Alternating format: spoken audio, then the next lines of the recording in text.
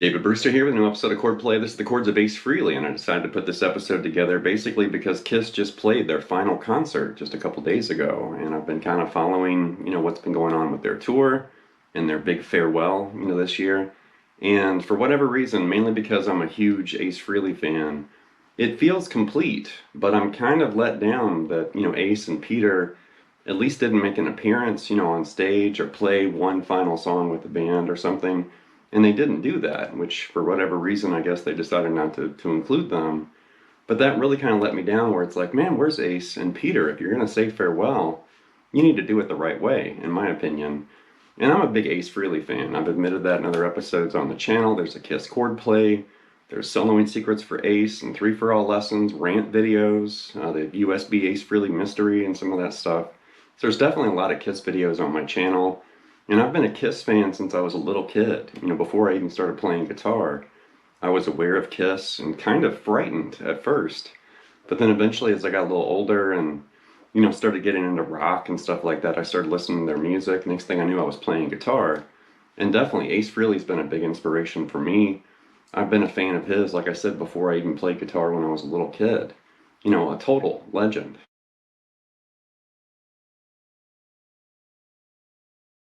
So leading up to Kiss's final gig, I've actually been reading Nothing to Lose. This came out about 10 years ago, and I found it a couple months ago at a used bookstore. And this is really, really good. And I've been reading this for like the last couple weeks, and it's basically just documenting the early years of Kiss from 72 to 75.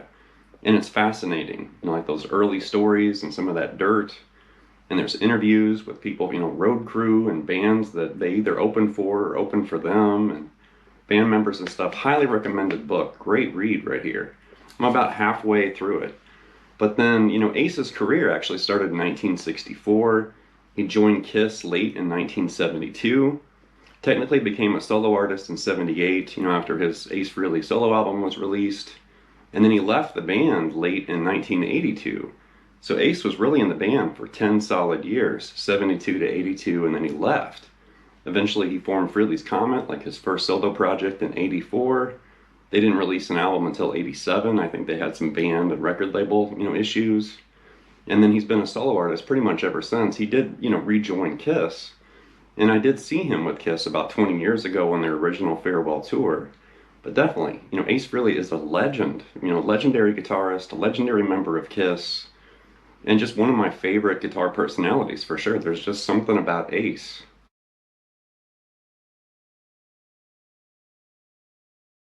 So the music and chord-based ideas in this episode came from 4 Ace Frehley related albums. His solo album from 78, also his solo album Trouble Walkin', and also 2 Frehley's Comet albums too. And I decided to kind of hit this music because we haven't looked at this music before. We have, kind of hit Kiss's music before in a Chordplay episode. But there's something really interesting with Ace's style. It's laid back, there's always a groove, happening somewhere. And there's some surprises in this episode. More than half the lesson's going to be tuned down a half step, and then we're going to move up to standard tuning. I'll give you a heads up when we get there. And then the last example is actually in Dadgad, and that's a very cool surprise. So anyway, here we go.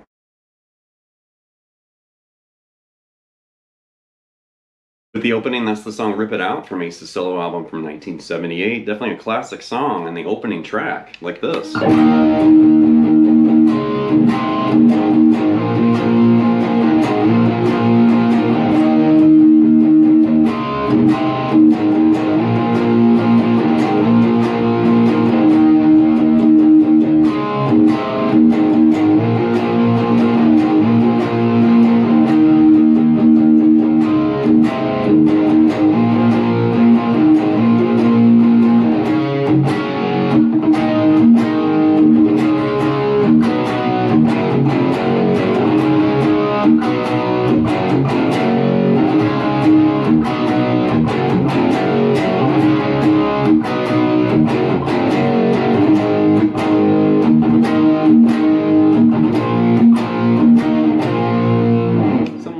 So hit this E power chord and then just start banging the low E open right there. And then this D to an A over C sharp right there. And then an A power chord to a B.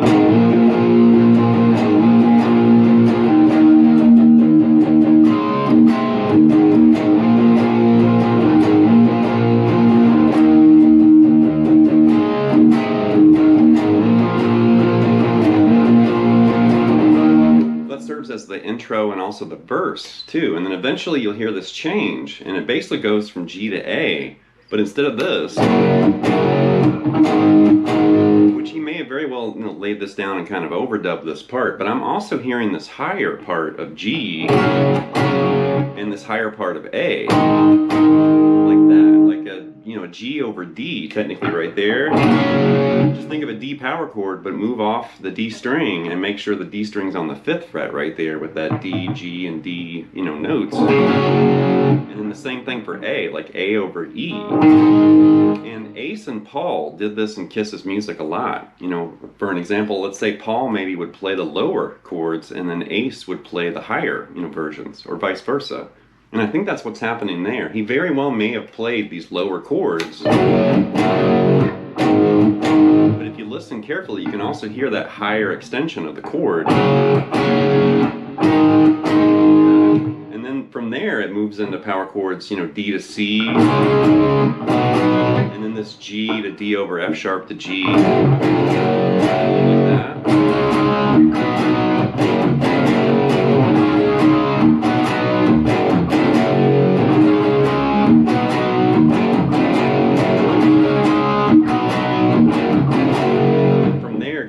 Power chord, and then I'm hearing the same kind of thing, like that A over E the second time, and then this B to E back to B, something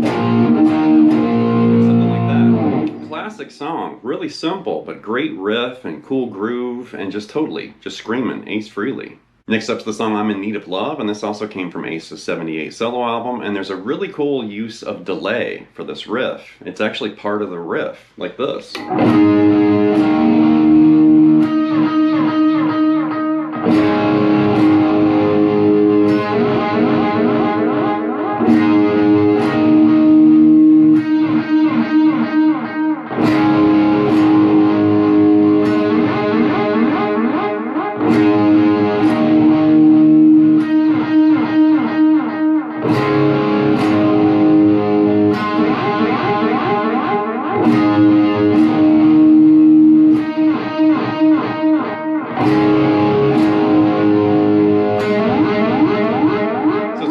Simple, right? It's just 2 chords and then a slide, and then 2 chords and another slide. But it's very effective. It grabs your attention, like, what's going on here? And that's really cool.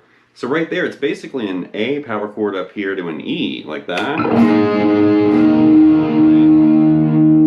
then you basically hear this slide. I'm hearing it from E, just kind of slid off, and I'm kind of ending somewhere around that A right there on the 2nd fret. And you hear those repeats like that. So without the delay, it sounds really empty and kind of, it doesn't sound really that exciting at all. But with the delay, it makes that riff really pop out. And right there, do a D to an A power chord in open position. The 2nd fret up to the octave A there on the 14th fret. I kind of use my 3rd finger there, even though that might feel kind of weird, but you're sliding way up there, so it kind of makes sense once you get away from that position. And you do it again, the A to E, D to A.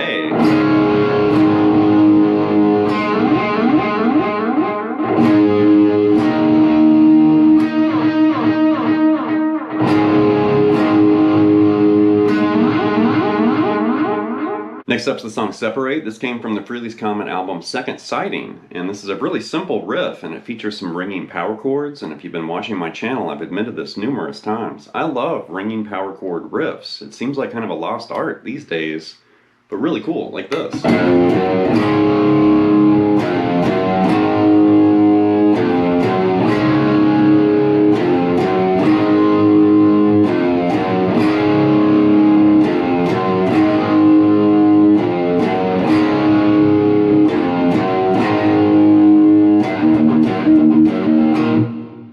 like that. Really basic. So it's just a single F sharp into G to a ringing D5 over A right there in open position.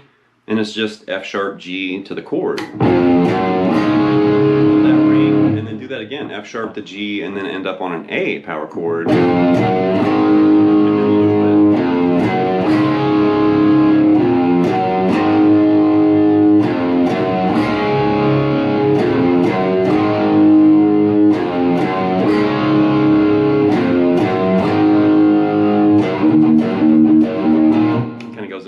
Right there with that bouncy. So it's a really simple riff, and I've admitted this in other episodes too. You know, great riffs don't have to be hard to play, you know, to grab your attention or kind of show interest in the song or whatever. And that definitely grabs your attention, like, hey, what's getting ready to happen right there?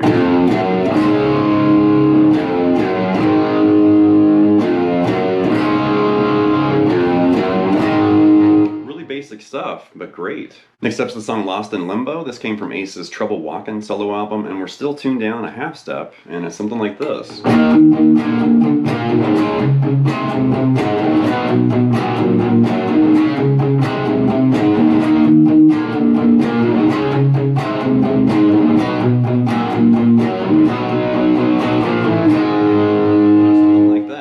Basically starts with this E power chord, and then it's a B over D sharp, and then you want to add the B right there. So it's a cool little riff right there. So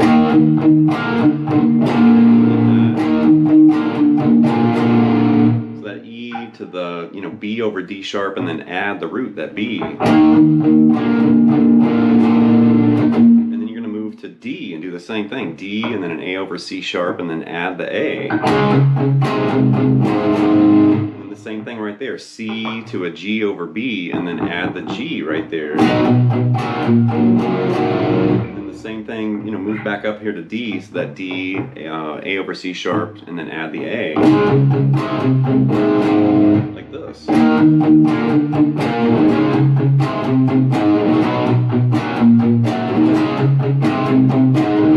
do it again.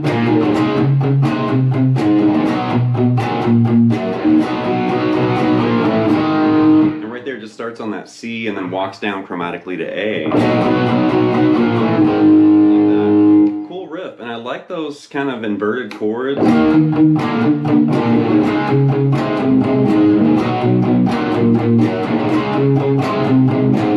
are known as secondary dominants when you do that. You know, we used to call those 38 special chords, and you definitely find Ace using that a lot, where he kind of drops that root note like that.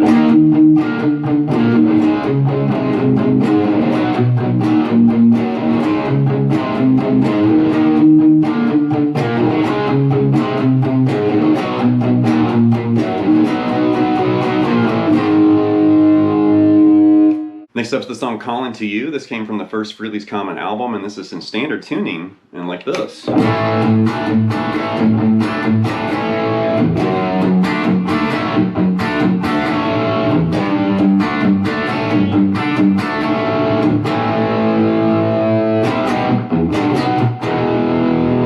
Short and sweet right there, but it's an A power chord, and then you start playing with the sus4, adding that D note, and then back to, you know, A major like that.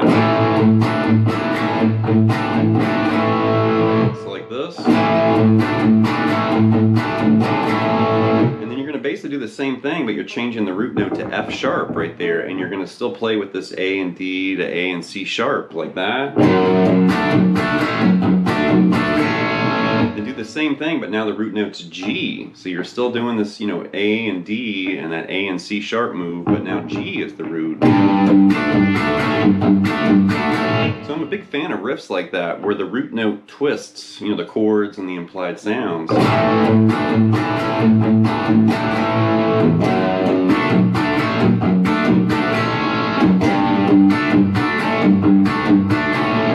And then just end up on that A power chord, let it ring, and then it's a C to a G over B, and then it's a G power chord to a B power chord, and then just end on E, or an E power chord right there.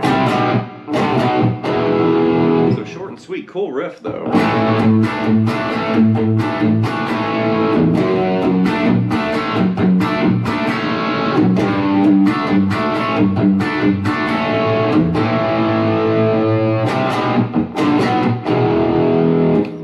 Next up's the song Fallen Angel. This came from the Frehley's Comet album Second Sighting, and we're still in standard tuning, and this is a really great song, like this.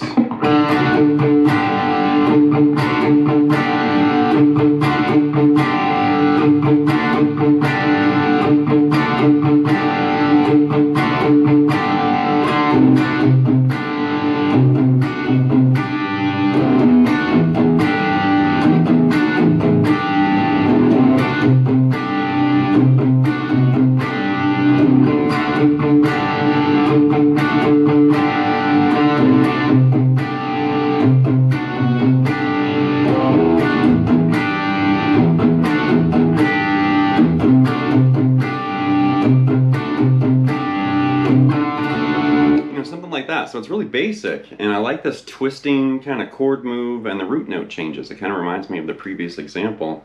And we're starting there in D, and we're moving to that G note for D sus4 with that open D string like that.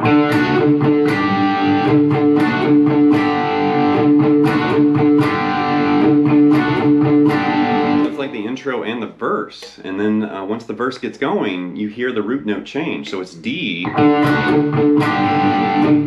And then right there it moves from D to C, and now suddenly C is your root note. And then right there C to the low E open. And then go back to that C note again.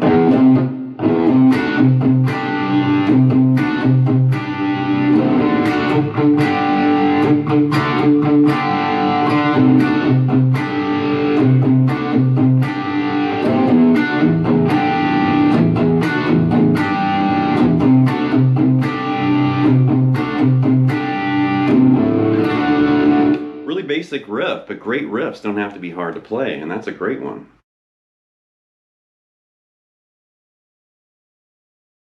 Alright, last but not least is the song Fractured III. This came from Ace's album Trouble Walkin', and there's actually 4 fractured songs in Ace's catalog of music. There's the original Fractured Mirror from his '78 solo album, Fractured II from the first Frehley's Comet album. This is Fractured III from Trouble Walkin'. There's also Fractured Quantum, I think from the album Anomaly. But this is really interesting, and there's a bunch of layers and overdubs. It's an instrumental song. Actually a great, fractured, moment. And for whatever reason, I basically just tuned to Dadgad, which that's actually the tuning I'm using here. I'm not really honestly sure if Ace used Dadgad, but you can hear like this open-tuned acoustic. There's overdubs. The bass is actually playing the melody in the beginning. He starts playing some slide melodic ideas and stuff. It's actually a really cool song. But we're in Dadgad, so that's D-A-D, G-A-D as far as what we're tuned to. Like that. And this part, I'm kind of approaching this like if I was going to play this by myself, like solo acoustic, or maybe with an acoustic duo or something. Because there's a lot going on the original studio recording, but you can kind of find a way to fake it or play it like this.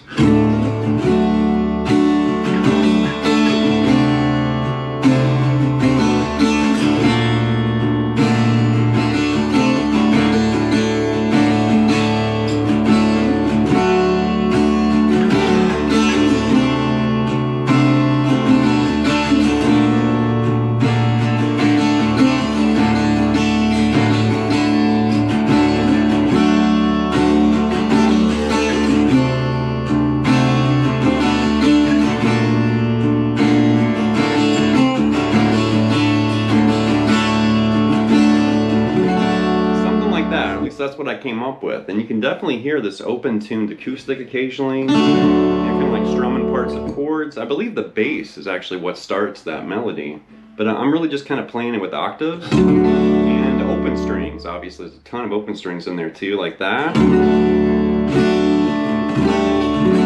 then up to there, like to that A, and then down to the C octave with all those open strings. C to B to D, and then B flat right there, and then this B flat to A, to C right there, and then you hear this little, and you do it again.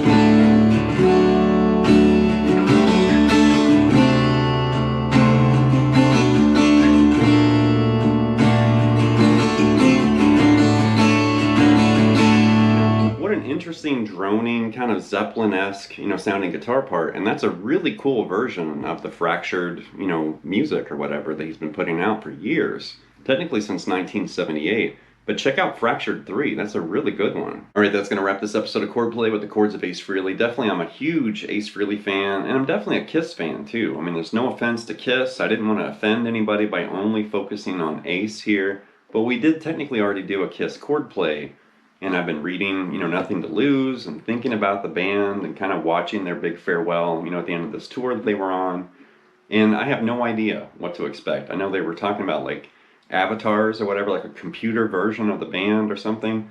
I don't know what's going on there, but I would really like to see Gene and Paul and Peter and especially Ace just do one show. Just play like in Central Park or something, or wherever. You could do it next year or something. Just do one. You could do like a 15-minute set or something, film it, put it online or whatever. Like, this is the last time the original lineup's going to play together. And since they're all four alive, why not? Just do it one more time. Put the makeup on, do it one more time. Just play the Alive album or whatever you want to do. But I feel like Ace and Peter definitely should be a part of the big farewell.